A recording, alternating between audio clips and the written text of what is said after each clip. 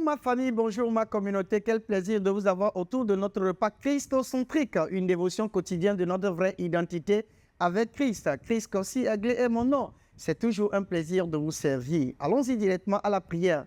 Abba Père, nous te disons merci, Papa. C'est un plaisir aujourd'hui que nous t'appelons Père, Papa, parce que tu nous as réconciliés avec Christ. La Bible dit que quand on était encore pécheurs, Papa, tu nous as réconciliés, Papa. Merci pour tout ce que tu ne cesses de faire dans nos vies. Papa, nous reconnaissons, Papa, cette vie éternelle que nous avons reçue. Tu as dit dans ta parole, l'homme ne vivra que seulement que de pain, mais de toute parole qui vient de Dieu, Papa. Nous sommes réunis autour de ce repas christocentrique, Papa. Manifeste-toi et vivifie-nous au nom précieux de Jésus. Père, nous te disons merci, nous glorifions ton nom, nous sanctifions ton nom. Au nom précieux de Jésus, nous avons prié, nous avons reçu. Amen. Quel plaisir de vous avoir toujours nombreux autour de notre repas christocentrique. Et vous savez ce qu'il faut faire.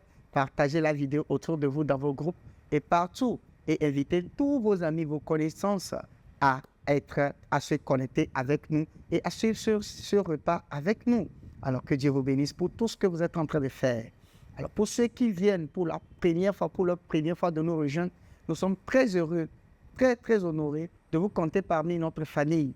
Et nous sommes très honorés par vous. Alors tout ce que nous allons vous demander, c'est de vous abonner à nos pages pour ne rien rater de nos prochaines vidéos. Que Dieu vous bénisse. Alors nous sommes sur une série depuis un certain temps, depuis le début de ce mois, sur la prière. Et aujourd'hui, nous sommes en train de voir les caractères, nous sommes en train de voir beaucoup de choses. Et aujourd'hui, nous allons toujours continuer dans cette même lancée. Jacques 5, verset 14. Quelqu'un parmi vous est-il malade, qu'il appelle les anciens de l'Église et que les anciens prient pour lui, éloignés d'huile au nom du Seigneur. La prière de la foi sauvera le malade et le Seigneur le relèvera.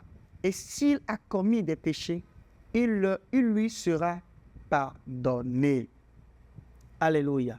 La prière de la foi signifie recevoir dans la prière. Cela implique que ce ne sont pas les anciens qui ont prié pour les malades qui déterminent si la prière ou les requêtes seront ou bien est. Une prière de foi, c'est les malades qui doivent s'attendre à être guéris. Il est celui qui a besoin d'être guéri et doit donc recevoir dans la prière, qu'il est la prière de la foi.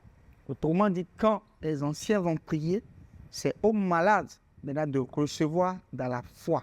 Des fois, vous avez mal, on prie pour vous, mais vous allez sentir que le mal continue toujours dans le physique. Mais vous devez dans votre tête savoir que vous êtes guéri, vous avez reçu la guérison. Et vous allez maintenant agir comme si vous êtes guéri. Et c'est en ce sens que vous allez voir, à un moment donné, vous allez voir vraiment votre corps revenir à la normale. Et généralement, les gens prient, nous prions, et là, le malade se voit toujours comme malade et confesse toujours la maladie. Les gens même vont jusqu'à dire que cette maladie va me tuer. Ceci va me ceci. Donc, quelle confession vous faites après avoir reçu la prière?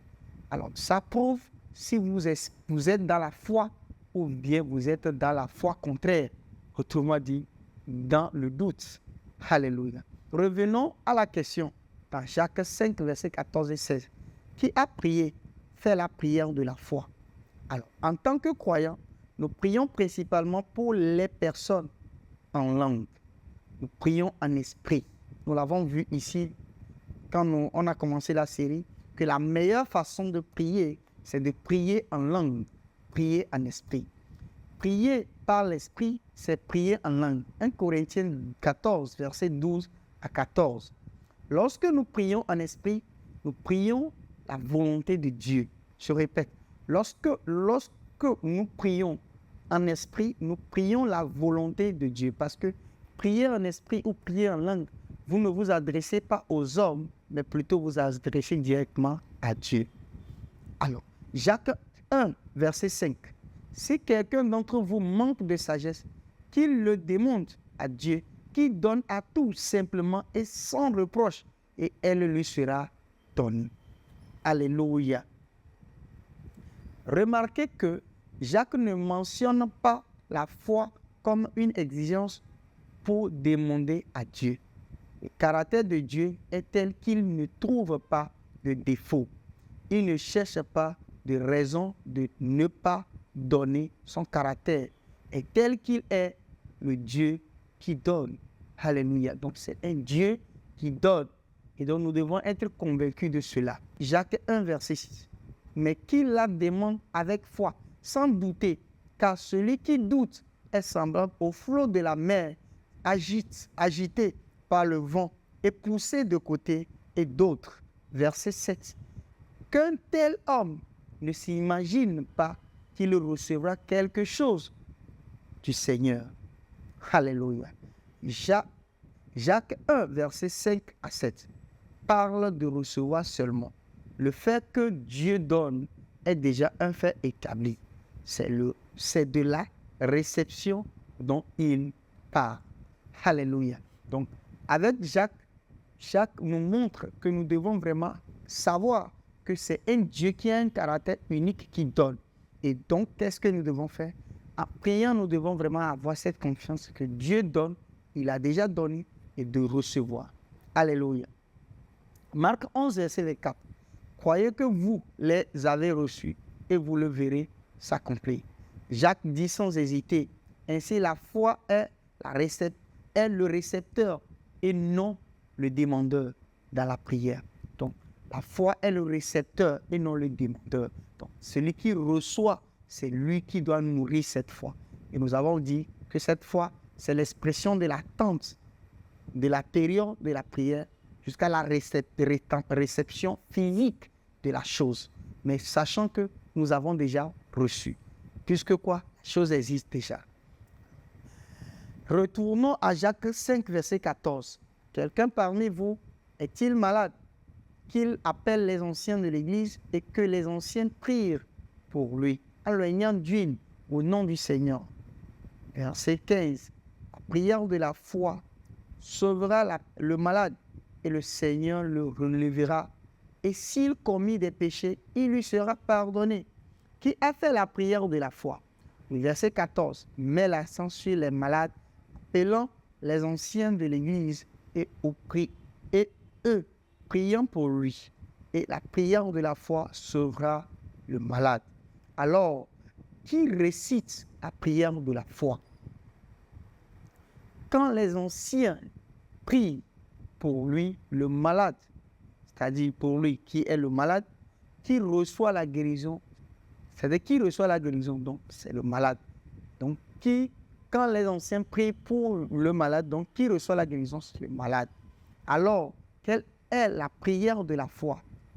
Quoi que vous recevez et que vous l'avez, vous le verrez s'accomplir. Donc, la prière de la foi, c'est quoi que vous recevez et que vous le verrez s'accomplir. Donc, quand je prie, ou bien quand quelqu'un prie pour moi, je suis dans cet entente, je crois que je vais voir tout ça s'accomplir dans ma vie. Et je le verrai s'accomplir. Donc ça s'appelle la prière de la foi. Et nous l'avons vu aussi dans Marc 11, verset 24. Alors, que se passe-t-il si les anciens ne prient pas avec foi? Est-ce important? Non. Parce que Jacques 1, verset 5 dit que Dieu donne sans trouver des défauts. Donc, nous devons nous concentrer sur Dieu qui donne gratuitement sans trouver des défauts alors que nous prions ou que nous sommes servis par d'autres comme les anciens dans Jacques 5. Donc, dans cette prière-là, vous allez voir que les anciens, qu'ils aient foi ou pas, nous, en tant que récepteurs, nous devons nous focaliser sur Dieu et non sur la personne qui prie pour nous. Parce que la personne qui prie pour nous, ce n'est pas la personne qui nous donne la réponse.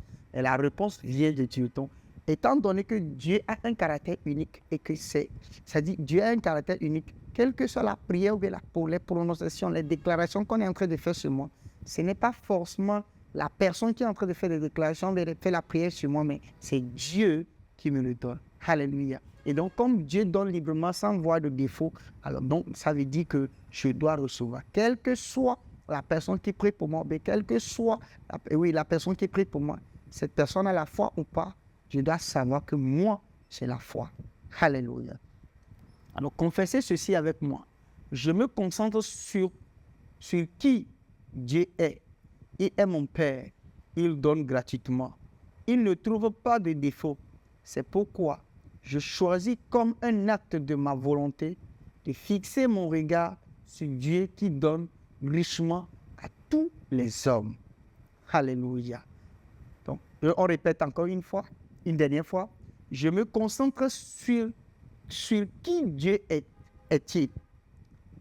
Sur qui Dieu est. Il est mon Père. Il donne gratuitement. Il ne trouve pas de défaut. C'est pourquoi j'ai choisi, comme un acte de ma volonté, de fixer mon regard sur le Dieu qui donne richement à tous les hommes. Alléluia. Que Dieu vous bénisse, que la main de Dieu soit sur vous. Papa, je prie pour quelqu'un qui m'écoute en ce moment. Papa, toutes les prières de cette dernière qui m'écoute en ce moment s'accomplissent au nom précieux de Jésus. Indépendamment de ce qu'il ressent, indépendamment de ce qu'il pense. Papa, nous te disons merci. Nous glorifions ton nom, nous sanctifions ton nom. Papa, merci pour tout ce qui ne cesse. Tu ne cesses de faire dans nos vies. Papa, merci. Papa, indépendamment de ce que nous ressentons, nous savons que tu as un caractère unique. Papa, à partir d'aujourd'hui, nous nous fixons seulement sur ce caractère-là. Et parce que nous nous fixons sur ce caractère, Papa, nous savons que nous avons la réponse à toutes nos questions maintenant. La réponse à toutes les déclarations sur nous. La réponse à toutes les promesses, les prophéties sur nous. Au nom précieux de Jésus. Père, nous te disons merci. Glorifions ton nom, nous sanctifions ton nom. Au nom précieux de Jésus, nous avons prié, nous avons reçu. Amen. Quel plaisir de vous avoir nombreux jusqu'à la fin de ce repas christocentrique. Alors, merci de m'avoir donné l'opportunité de vous servir. Si vous avez des questions, n'hésitez pas à nous envoyer les messages, vos questions sur le numéro qui s'affiche ou bien sur le mail et nous serons très ravis de vous répondre. Tout en espérant vous voir demain à la même heure sur la même plateforme. N'oubliez pas, je suis Christ Koscielny, votre serviteur. Je vous dis, le royaume des cieux est en puissance. Amen. Que Dieu vous bénisse, que la main de Dieu soit sur vous. Je vous aime. Passez une très bonne journée. Amen. Hello. I hope you have been blessed by that wonderful message. The Bible says, man shall not live by bread alone, but by every word of God. For you to grow spiritually, you need to hear, study, and meditate on the Word. You need to not only hear, but to also read and see.